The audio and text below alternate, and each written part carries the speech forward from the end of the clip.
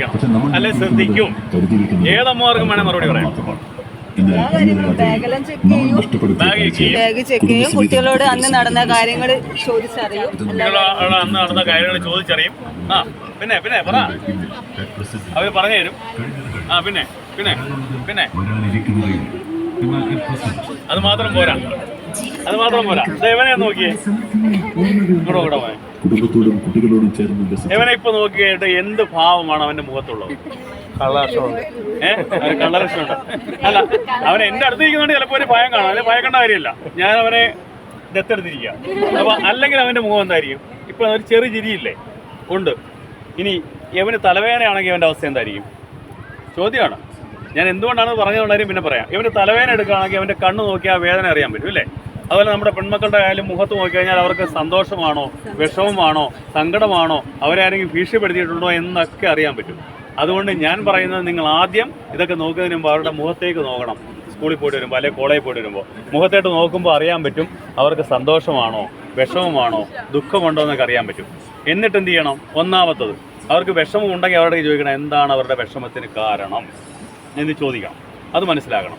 രണ്ടാമത്, അപ്പോൾ ഇത്രയും കാര്യങ്ങൾ സംസാരിച്ച് അവരുടെ മുഖത്ത് നോക്കി 2 വാക്ക് 2 മിനിറ്റ് സംസാരിച്ച് കഴിയുമ്പോൾ അവരുടെ മുഖഭാവം നമുക്കറിയാൻ പറ്റും, അവരുടെ മനസ്സിലിരിപ്പ് നമുക്കറിയാൻ പറ്റും. എന്തുകൊണ്ടാണ് അങ്ങനെ ചോദിച്ചതിന് കാരണം മനസ്സിലായോ? അതായത് കഴിഞ്ഞ ദിവസം പത്രം വായിക്കുമോ? വായിക്കത്തില്ലല്ലോ, നല്ല ശീലമില്ലല്ലോ. അതുകൊണ്ടാണ് ഞാൻ പറയുന്നത്. കഴിഞ്ഞ ദിവസം 4ാം ക്ലാസ്സുകാരിയായ ഒരു കുട്ടിയുടെ ബാഗ് അമ്മ പരിശോധിച്ചപ്പോൾ 2500 വില വരുന്ന ഇലക്ട്രോണിക് സിഗരറ്റ് ആ ബാഗിൽ നിന്ന് കിട്ടി. ആ 4ാം ക്ലാസ്സുകാരിയായ 9കാരിക്ക് എവിടെ നിന്നാണ് ഇലക്ട്രോണിക് സിഗരറ്റ് കിട്ടിയത് നമ്മൾ ചിന്തിക്കണ്ടേ? എവിടുന്ന് കിട്ടി? 8ാം ക്ലാസ്സുകാരിയായ ബാഗ് പരിശോധിച്ചപ്പോൾ MDMA. എന്താണ് MDMA അറിയോ? മാരകമായ മയക്കുമരുന്നായിട്ടുള്ള MDMA ആണ് 8ാം ക്ലാസ്സുകാരിയായ ബാഗ് പരിശോധിച്ചപ്പോൾ കിട്ടിയത്. ആ കുട്ടി ആത്മഹത്യ ചെയ്തു. കാരണം എന്താണെന്ന് അറിയണ്ടേ? 8ാം ക്ലാസ്സുകാരി ആത്മഹത്യ ചെയ്യുന്നതിന് കാരണം എന്തായി? ആ കുട്ടിയെ ഈ MDMA ചെറുതായിട്ട് കൊടുത്തിട്ട്, ക്രീം ബിസ്ക്കറ്റിനകത്ത് MDMA കൊടുത്തിട്ട് ആ കുട്ടിയുടെ നഗ്നമായ ഫോട്ടോ എടുത്തു. ആ ഫോട്ടോ കാണിച്ചുകൊണ്ട് ആ കുട്ടിയെ ഭീഷണിപ്പെടുത്തി ഈ MDMAയുടെ കാരിയറാക്കി മാറ്റി, എന്നുവെച്ചാൽ വിൽപ്പനക്കാരിയാക്കി മാറ്റി. 13ാമത്തെ ദിവസം ആ കുട്ടി ആത്മഹത്യ ചെയ്തു. അപ്പോൾ ഇതൊക്കെ പത്രത്തിൽ വരുന്ന വാർത്തകളാണ്, ഞങ്ങൾ കേസെടുക്കുന്നതാണ്. അപ്പോൾ നിങ്ങൾ ദയവായി എന്ത് ചെയ്യണം? നമ്മളുടെ മക്കളുമാരെ കെയർഫുൾ ആകാൻ വേണ്ടി നോക്കുക.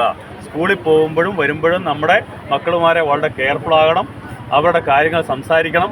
ഒരു ഫ്രണ്ട്ലി ആറ്റിറ്റ്യൂഡ്, അതായത് മക്കളുമാരും അമ്മയും തമ്മിലൊരു ഫ്രണ്ട്ലി ആറ്റിറ്റ്യൂഡ് വളർത്തിയെടുക്കണം. സംസാരിക്കണം, അവരുമായിട്ട് സംസാരിച്ചുകൊണ്ടേയിരിക്കണം. അതുപോലെ തന്നെ ആവശ്യമില്ലാതെ മൊബൈൽ ഫോണുകൾ കൊടുത്ത് കളിപ്പിക്കേണ്ട. കൊച്ചു കുഞ്ഞുങ്ങളിപ്പോൾ മൊബൈൽ ഫോൺ കൊടുത്താലേ അവർ ആഹാരം കഴിക്കും. ആ ശീലമേ വേണ്ട. കാരണം കഴിഞ്ഞ ദിവസം കണ്ടോ അമ്മയുടെ കഴുത്തറുത്തത്? 14കാരൻ അമ്മയുടെ കഴുത്തറുത്ത കണ്ടോ? ഇവിടെ 14കാരനായിട്ടുള്ളൊരു കുട്ടി, അല്ല 8ാം ക്ലാസ്സിൽ പഠിക്കുന്ന കുട്ടി തൊട്ടപ്പുറത്ത് ആത്മഹത്യ ചെയ്തു. എന്താ കഴിച്ചതറിയോ? ആ അമ്മയുടെ മൊബൈൽ ഫോണിലെടുത്ത് കളിച്ചിട്ട് 1.87 ലക്ഷം രൂപയാണ് ഗെയിമിങ്ങിലൂടെ നഷ്ടപ്പെട്ടത്. 1. 2, ആ കുട്ടി കളിച്ച ഓൺലൈൻ ഗെയിമിങ്ങിലൂടെ അവനെ കഴുത്തിൽ കുരുക്കിട്ട് ആത്മഹത്യയിലേക്ക് നയിച്ച ഗെയിമിങ്. അപ്പോൾ നമ്മൾ ഈ PUBG, ഫ്രീ ഫയർ എന്നൊക്കെ പറയുന്ന സാധനങ്ങൾ കളിപ്പിക്കുമ്പോൾ നമ്മുടെ മക്കളുമാരെ നഷ്ടപ്പെടുമെന്നും നാളെ നമുക്കെതിരായിട്ട് അവർ വിരൽ ചൂണ്ടുമെന്നും കൂടെ ആലോചിക്കണം. അപ്പോൾ ഇത്രയും കാര്യങ്ങൾ ഞാൻ നിങ്ങളുടെയൊക്കെ പറഞ്ഞു തന്നത് നിങ്ങളുടെ അറിവിലേക്കാണ്. കഴിഞ്ഞ ദിവസം കണ്ട ഒരു കാര്യം കൂടെ പറയാം. കഴിഞ്ഞ ദിവസം 9ാം ക്ലാസ്സുകാരിയായ ഒരു കുട്ടി, ഇത് വീഡിയോ എടുത്തില്ലെങ്കിൽ കുഴപ്പമില്ല, ഞങ്ങളെ കണ്ട അനുഭവമാണ്. 9ാം ക്ലാസ്സുകാരിയായ ഒരു കുട്ടിയുടെ കട്ടിലിനടിയിൽ 3 ദിവസമായിട്ട് അവൻ്റെ കാമുകൻ ഒളിച്ചിരിക്കുകയാണ്. ആ കുട്ടിയുടെ +1 പഠിക്കുന്ന ആ കുട്ടിയുടെ ചേട്ടത്തിക്ക് അറിയാമായിരുന്ന ഒരു സംഭവം. എന്നിട്ട് പോലും അമ്മ അറിഞ്ഞില്ല, 2ാമത്തെ നിലയിൽ. അപ്പോൾ 3 ദിവസം കഴിഞ്ഞപ്പോഴാണ്. അപ്പോൾ നമ്മുടെ അമ്മമാരെന്ത് ചെയ്യണം? കുറേയൊക്കെ ഈ ട്വിറ്ററും ഫേസ്ബുക്കും വാട്സാപ്പും ഒക്കെ കളിക്കുന്നതൊക്കെ ഒഴിവാക്കും. നമ്മുടെ മക്കളുടെ സേഫ്റ്റിക്ക് വേണ്ടി, നല്ലതിന് വേണ്ടി അവരെ ഒന്ന് വാച്ച് ചെയ്യുക. മൊബൈൽ ഫോണിലുള്ള കളിയൊക്കെ ഒന്ന് ഒഴിവാക്കിക്കുക. കൊച്ചു കുഞ്ഞുങ്ങൾക്ക് കൊണ്ട് മൊബൈൽ ഫോൺ കൊടുത്ത് കളിപ്പിക്കണ്ട. ഇപ്പോൾ കണ്ടില്ലേ, മൊബൈൽ ഫോൺ ഇങ്ങനെ തോണ്ടിക്കൊണ്ടാണ് ആഹാരം കൊടുക്കുന്നത് ചെറിയ കുഞ്ഞുങ്ങൾക്ക് വരെ. അത് ശീലിപ്പിക്കേണ്ട. ആ ശീലങ്ങളൊക്കെ മാറ്റുക. അത് തെറ്റായ ശീലങ്ങളാണ്. അത് നാളെ നമ്മുടെ മക്കൾക്കും നമ്മുടെ കുടുംബത്തിലൊക്കെ ദോഷം വരുമെന്നുള്ള കാര്യം ഒന്ന് മനസ്സിലാക്കുന്നത് നല്ലതായിരിക്കും. അപ്പോൾ നിങ്ങളുടെ ഉല്ലാസത്തിന് ഞാൻ കൂടുതൽ തടസ്സം നിൽക്കുന്നില്ല. നിങ്ങൾ ഉല്ലാസിക്കുക. നമ്മുടെ മക്കളുമാരുടെ കാര്യം നോക്കണം. 2 കാര്യങ്ങളാണ്. ഇത് ഡ്രൈവിൻ ബീച്ചാണ്.